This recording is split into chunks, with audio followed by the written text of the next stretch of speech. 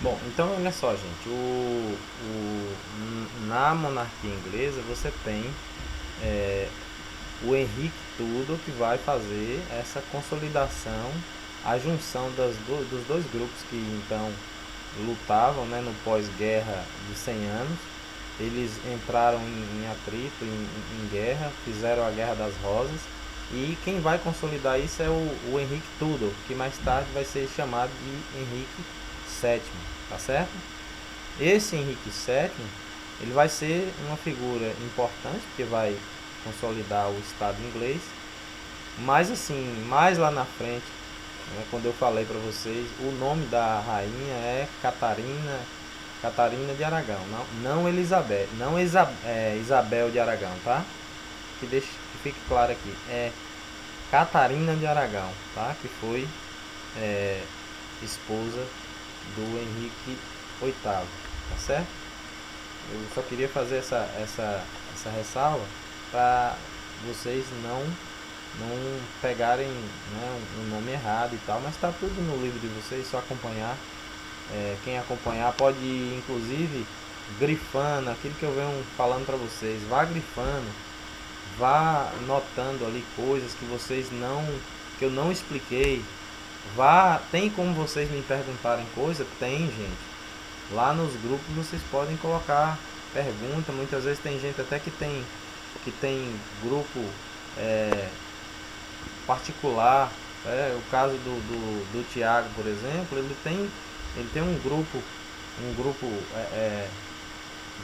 o zap dele tem o individual, né? Tem o grupo lá geral do set, mas tem também o individual. E assim, eu não vou dizer para vocês, todo mundo agora crie um grupo individual para me perguntar, mas pode perguntar no grupo, pode passar de repente até a pergunta para ele, né? Vocês que estão em contato aí.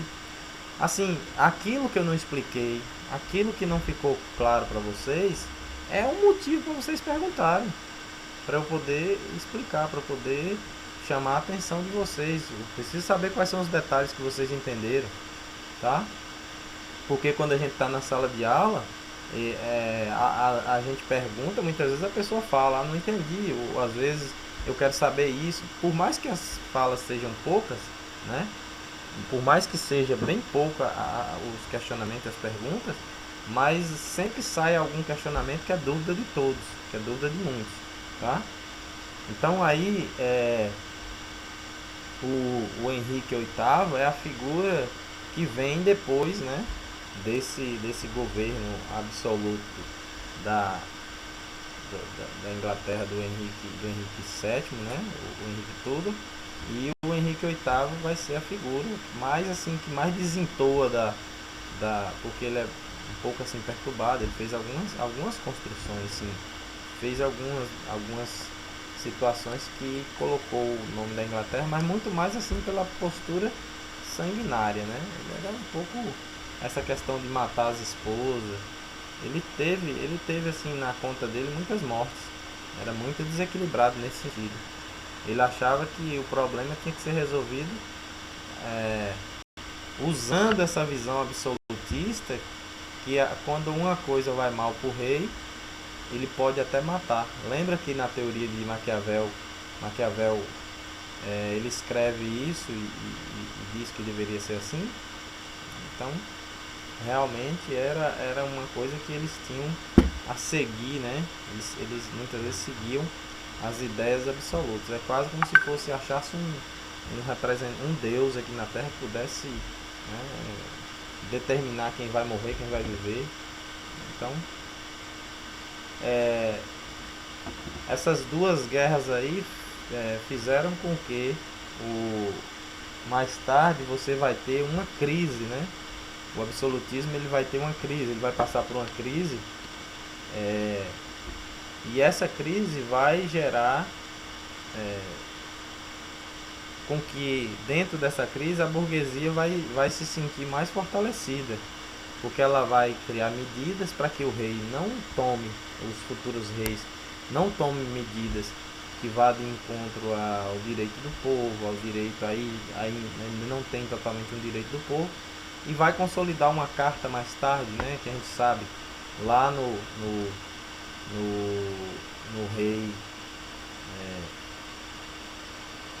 Henrique de Orange, né, ele vai, ele vai consolidar, vai ter que, vai ter que aceitar, é onde a Inglaterra começa a sair do absolutismo para se tornar uma monarquia parlamentarista.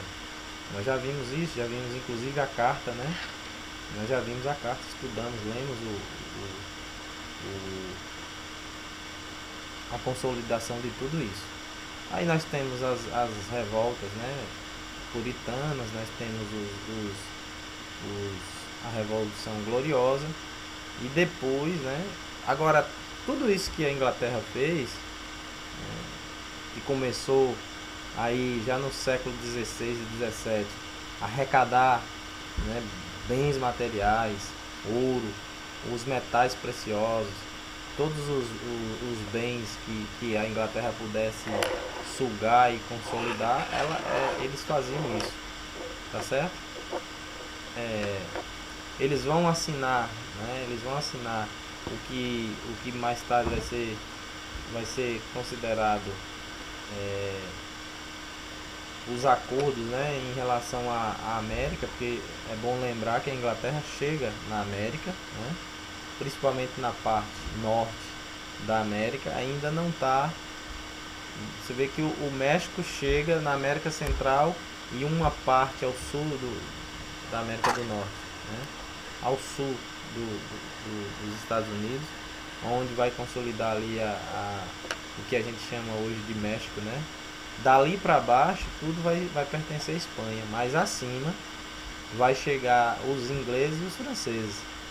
Em um dado momento os ingleses chegam ali e os franceses chegam onde a gente sabe que hoje é o Canadá. Então havia uma disputa. Isso muitas vezes os franceses chegaram, inclusive, nesse período aí. Eles vão contestar essa questão de governar e chegar e dominar um território tão grande como o território da América. E a Inglaterra vai sim se consolidar ali. Vai aí onde se cria as 13 colônias, assunto que a gente acabou de estudar. As 13 colônias vai ser dividido. Gente das mais diversas nações vão chegar ali. Você vai ter, por exemplo, colônias que tem mais espanhóis, você tem colônias que tem mais irlandês, você tem colônias que tem mais pessoas assim de outras nações, né?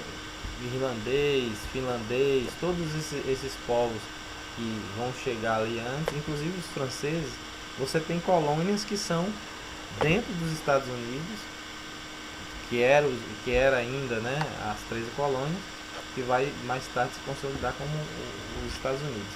Então a Inglaterra, por que a gente estuda sobre a Inglaterra? Porque é importante a gente saber como é que essa nação ela tem tanta força e isso vai ser consolidado no período da Revolução Industrial, que é um assunto mais para frente, né?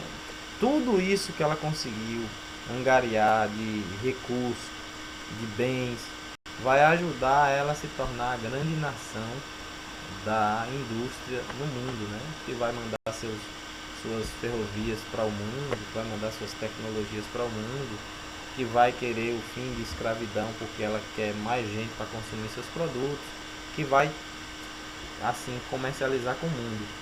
A Inglaterra, em um dado momento, a Inglaterra foi o que a China está sendo hoje, tá? A Inglaterra foi o que a China está sendo hoje. Inclusive existe até uma história interessante que a gente não vai estudar aqui, uma história interessante entre entre a Inglaterra e a China, que em um dado momento a Inglaterra queria ganhar o mercado chinês, queria produzir e vender lá. Os chineses não interessaram, não queria conversa com eles. Então foi dada uma ordem para produzir uma guerra lá, né, chamada Guerra do Ópio, quando a Inglaterra espalha droga na China e os chineses estavam tão assim doidão, né, que o imperador teve que fechar a China, né, para fazer uma reforma nesse sentido, para limpar tudo que tinha sido feito. Tudo isso era uma tática para a Inglaterra conseguir entrar e comercializar seus produtos e ser chamada a atenção, ser chamada, ser considerada figura importante, né? Ser levada em consideração pela China. Como a China achava que não precisava de ninguém, hoje, na verdade, é a China que está fazendo isso. Nós estamos, quase todos os produtos que nós pegamos hoje, né, o computador que você tem em casa, o ventilador, o celular, a geladeira, tudo tem peça chinesa. Pode até montar aqui no país, mas as peças principais e peças fundamentais ou secundárias também são peças que foram criadas na China. Tá certo? Então a gente observa a crise que aconteceu na Inglaterra depois dessas guerras, né, e depois desses desmandos, também as revoltas burguesas, né, tudo isso vai gerar uma crise né, porque o poder ele não é uma coisa que vai ser permanente o tempo todo, né, ele vai passar por várias situações, transições para se consolidar o que a gente conhece hoje como a Inglaterra parlamentarista. A visão de um rei no poder não foi perdida, mas lá quem governa é o primeiro-ministro, né, junto com o parlamento. Então é uma nação importante para a gente entender, né?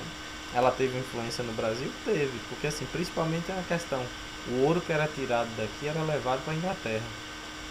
Muitas vezes o Brasil, os portugueses, né, como eram os donos do Brasil, eram os colonizadores, eles tinham dívida com a Inglaterra e todo o ouro que era retirado daqui, toda a matéria-prima que era retirada daqui, era levado para a Inglaterra para pagar as despesas, a proteção que a Inglaterra dava para Portugal. Então, o ouro todo que saiu do Brasil, nem todo o ouro foi para Portugal. Tanto que Portugal não é uma nação rica, é uma nação estável, que tem uma economia melhor do que a nossa, mas não é rica, não é tão, não é tão assim bem consolidada, tá certo?